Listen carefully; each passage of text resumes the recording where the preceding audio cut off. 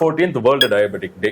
So இந்த வருஷ theme வந்து சர்க்கரை வியாதியுடன் நல்ல வாழ்வா, டயபெட்டிஸ் அண்ட் வெல்பீயிங், நல்ல வாழ்வு. அதை பத்தி பேசுவதற்காக நம்ம கூட வந்து ஒரு 30 வருஷம் இந்த டயபெட்டிக் ஃபீல்ட்ல வந்து எக்ஸ்பீரியன்ஸ் இருக்கக்கூடிய டாக்டர் ஆர் பாலமுருகன் சார் நம்ம கூட இருக்காங்க.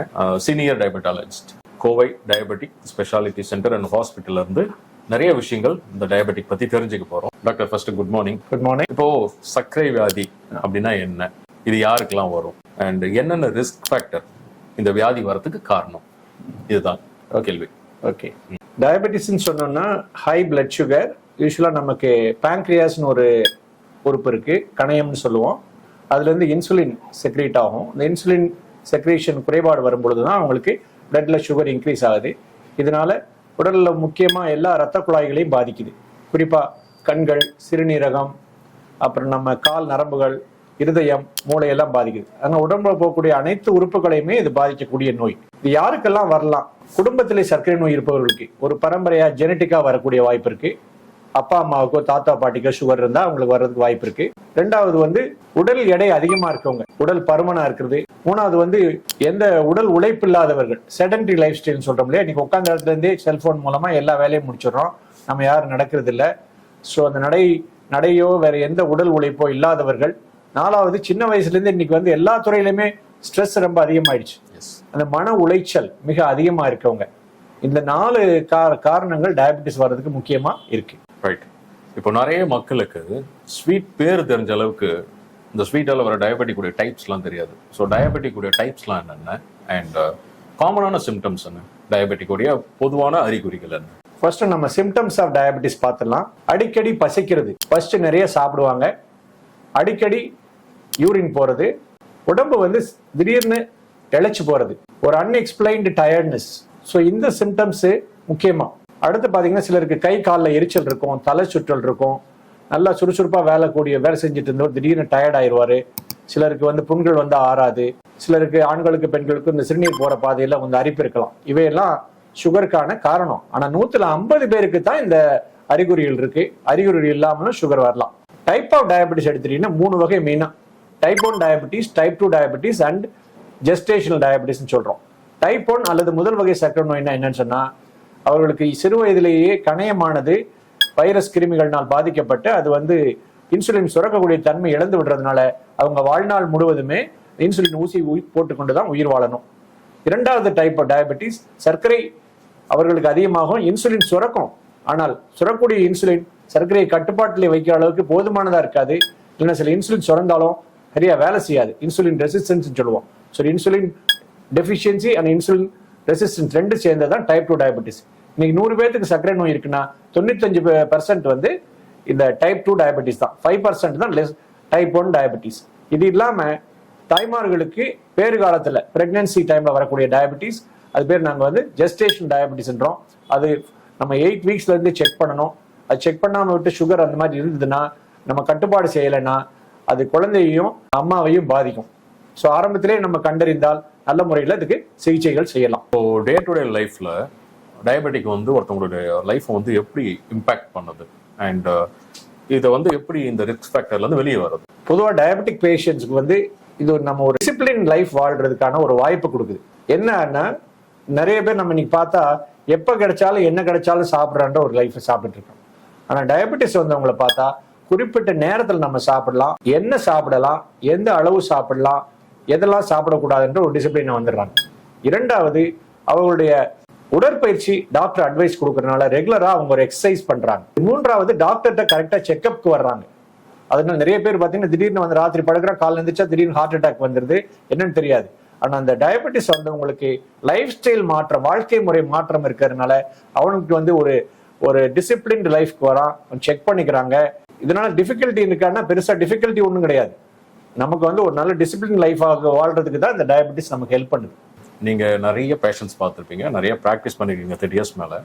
நிறைய மிஸ்கான்செப்ஷன்ஸ் இருக்கு ஒரு வியாதியை பத்தி, அதை மக்கள் வந்து எப்படி வந்து ப்ரொபகண்டா பண்றாங்க அப்படின்னு சொல்லி. இந்த டயபெட்டிக்கை பொறுத்த வரைக்கும் என்ன மாதிரியான மிஸ்கான்செப்ஷன்லாம் நீங்க ப்ராக்டிஸ் பண்ணும்போது? முக்கியமா பாத்தீங்கன்னா, இன்றைக்கு வந்து நம்ம ஊர்ல படித்த சர்க்கரை நோய்க்குன்னு படித்த மருத்துவர்களை காட்டிலும் படிக்காத மருத்துவர்களும் படிக்காத மேதைகள் தான் நிறைய பேர் வந்து யூடியூப்ல சோசியல் மீடியாலாம் பேசுறாங்க. அவங்களாம் டயபெட்டிஸ் பத்தி படிச்சிருக்காங்களா, முறையா குவாலிஃபைடா இருக்காங்களோ தெரியாது. மக்களுக்கு வந்து எது சரியான கருத்து எது தவறுன்னு சொல்லி எடுத்துக்க முடியாது. அதனால நான் என்ன சொல்றேன்னா, மக்கள் வந்து கண்டிப்பாக சர்க்கரை நோய்க்காக படித்த மருத்துவர்கள்ட்ட என்ன சொல்றாங்கன்றது கேளுங்க. ஒண்ணு. ரெண்டாவது என்ன, நம்ம இன்னைக்கு டாக்டர் வந்து சர்க்கரை நோய்க்கு படிச்ச டாக்டர் ஒரு ட்ரீட்மெண்ட் சொன்னா அதுக்கு முன்னாடி நம்ம உறவினர்கள் நண்பர்கள், நீ இந்த இலையை சாப்பிடு, இந்த மூலிகையை சாப்பிடு, சர்க்கரை சரியா போயிடும், இந்த மருந்து எனக்கு சாப்பிட்டு நல்லா இருக்கு, நீ இந்த மருந்து சாப்பிடு என்று இந்த பல்வேறு விதமான கருத்துக்களை நண்பர்களோட டாக்டர் அட்வைஸ் ஒண்ணுன்னா மற்ற 100 அட்வைஸ் கொடுக்குறான். அதனால இந்த ஒரு பிரச்சனை நிறைய வருது. அதனால நான் என்ன சொல்லிக்கிறேன்னா, நீங்க டாக்டர் சொல்லக்கூடிய அட்வைஸை மட்டும் ஃபாலோ பண்ணுங்க. ஒண்ணு. இரண்டாவது, நிறைய பேர் கசப்பான பொருட்கள் எல்லாமே சர்க்கரை நோய்க்கு மருந்து. குறிப்பா டாக்டர் நான் பாகக்காய் ஜூஸை குடிக்கிறேன், அருகம்புல் ஜூஸை குடிக்கிறேன், இதையெல்லாம் சாப்பிட்டு எனக்கு வந்து சர்க்கரை நோய் எல்லாம் போயிடும் அப்படின்னு நினைச்சு சாப்பிட்றாங்க. கசப்பானது எல்லாம் கசப்பு தன்மையை கொடுக்குமே ஒழிய அவை சர்க்கரையை ரத்தத்துல குறைக்காது. உங்களுக்கு பாகக்காய் சாப்பிட்றதுல அதுல வந்து ஃபைபர் இருக்கு, காய்கறிகள் நார்ச்சத்து இருக்கிறதுனால அது உங்களுக்கு பிடிச்சிச்சுன்னா நீங்க எல்லா காயுமா எடுத்துக்கலாம் முடிய அதுல வந்து சர்க்கரையை குறைக்கக்கூடிய தன்மை பெருசா ஒண்ணும் இல்லை. இரண்டாவது என்ன பாத்தீங்கன்னா, இந்த இன்சுலின் ஊசி ஒரு தடவை சர்க்கரை அதிகமா இருந்தா அவங்க இன்சுலின் தேவைப்படும். ஆபரேஷன் பண்ற டைம்ல தேவைப்படும். கர்ப்ப காலத்துல சுகர் வந்துச்சுன்னா தேவைப்படும்.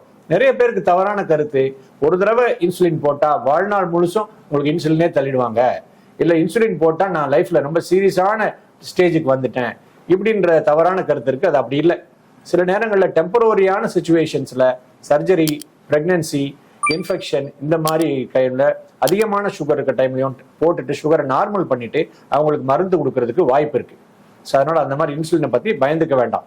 மூன்றாவது என்னன்னு கேட்டீங்கன்னா, இந்த காலகட்டத்தில் மக்கள் வந்து சர்க்கரை நோய் இருக்கவங்க கால் பாதுகாப்பு இல்லாம வெறும் காலோட இன்னைக்கு ஆன்மீகத்தில் நிறைய ஈடுபட்டு நிறைய கோயிலுக்கு நடந்தே போறாங்க, நடந்தே போய் கால் கொப்பளத்தோட வர்றாங்க.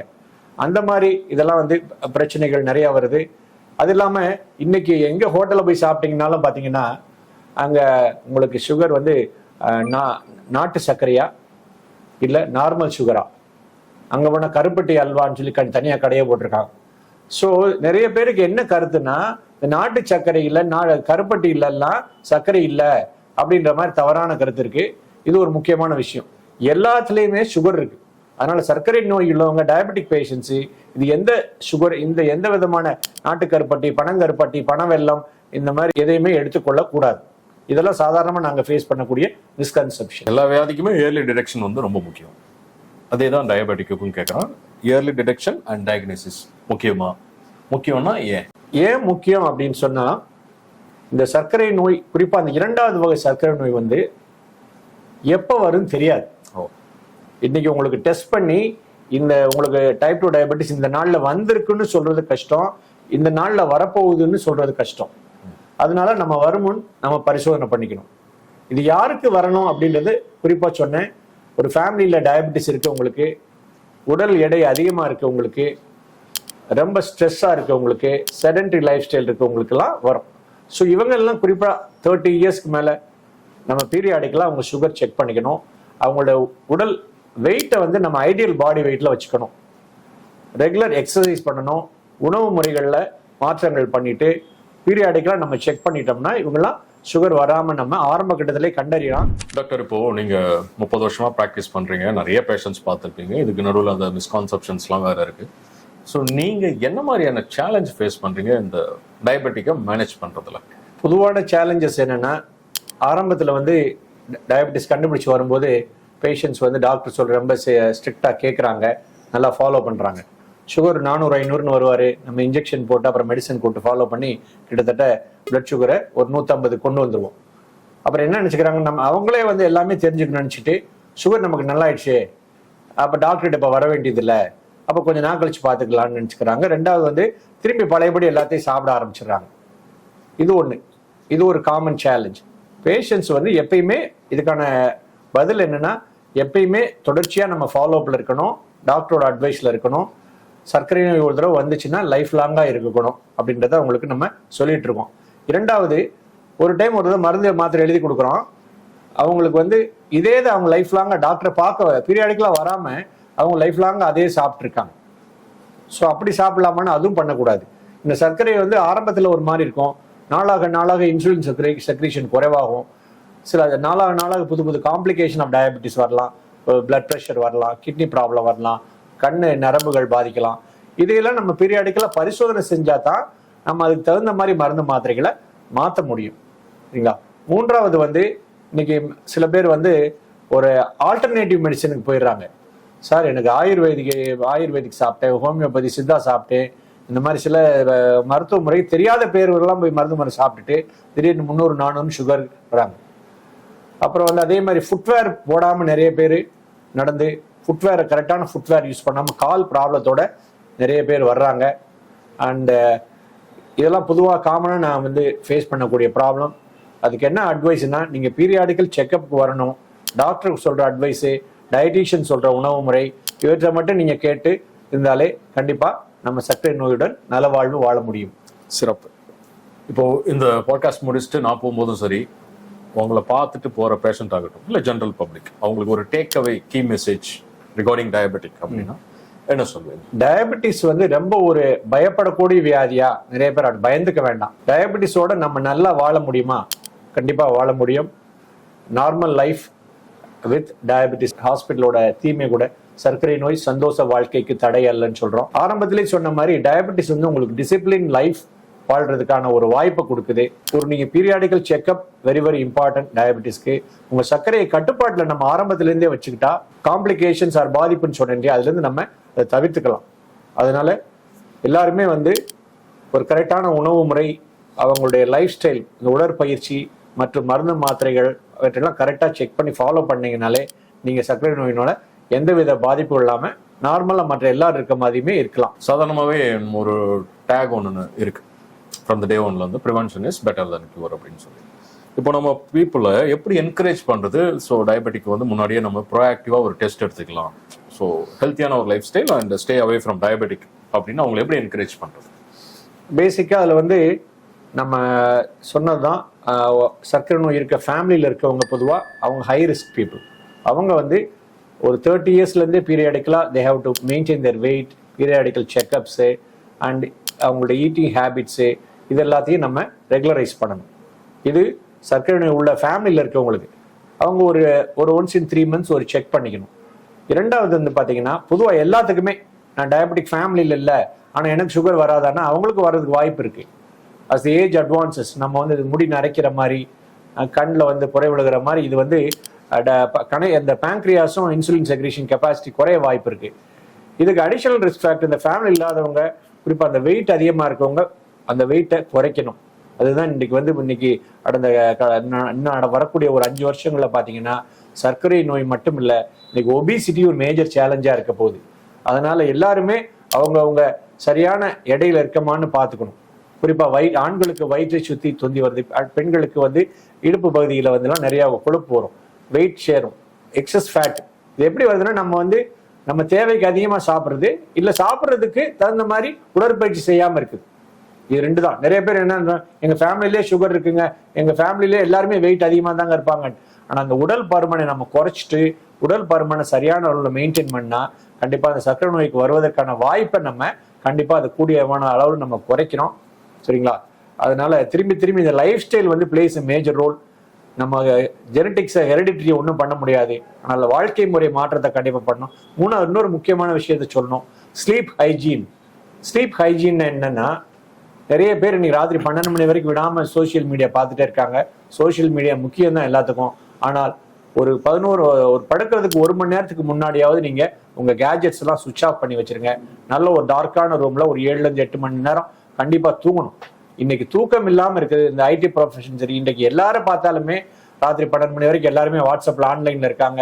இந்த மாதிரி பல்வேறு பிரச்சனை, சரியா தூங்காதனால சர்க்கரை நோய் வருவதற்கும் உடல் பருமன் வருவதற்கும் ஹார்ட் பிரச்சனைகள் வருவதற்கும் காரணமா இருக்குன்று, பிளட் ப்ரெஷர் அதிகமா இருக்கிறதுக்கு இதுக்கெல்லாம் காரணமா இருக்குன்னு இதை பத்தி நிறைய ஆராய்ச்சிகள் வந்துட்டு இருக்கு. அதனால எல்லாரும் 7-8 மணி நேரம் நல்ல ஒரு undisturbed sleep, good quality sleep without any gadgets is important.